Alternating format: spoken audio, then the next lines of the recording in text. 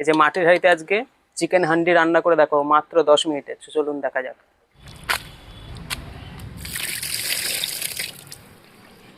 দিয়ে রাখা মাংসগুলো দিয়ে দেবো, একটা পাতিলেবুর রস দিয়ে দেবো, একটু বেশি করে পেঁয়াজ কুচি, কয়েকটা চেরা কাঁচা লঙ্কা, কেটে রাখা টমেটো, পরিমাণ মতন লবণ, পরিমাণ মতন হলুদ, জিরে গুঁড়ো, লঙ্কা গুঁড়ো, বেশি করে সর্ষের তেল।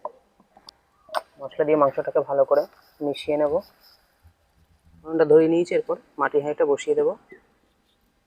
সর্ষের তেল দিয়ে দেবো কিছুটা, গরম মশলা দিয়ে দেবো ফোড়ন, যে বেটে রাখা মশলাটা দিয়ে দেবো। মশলাটাকে ভালো করে কষিয়ে নেব।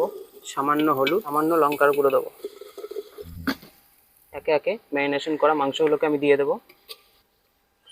মশলা ধোয়া জলটা দিয়ে দেবো। হাঁড়ির মুখটা ভালো করে আটা দিয়ে সিল করে দেবো। এরপর সরাটা দিয়ে ভালো করে চাপা দিয়ে উঠতে দেবো। হয়ে গেছে, এরপর আমি হাঁড়িটা নামিয়ে নেব। উপর থেকে ধনেপাতা ছড়িয়ে দেবো।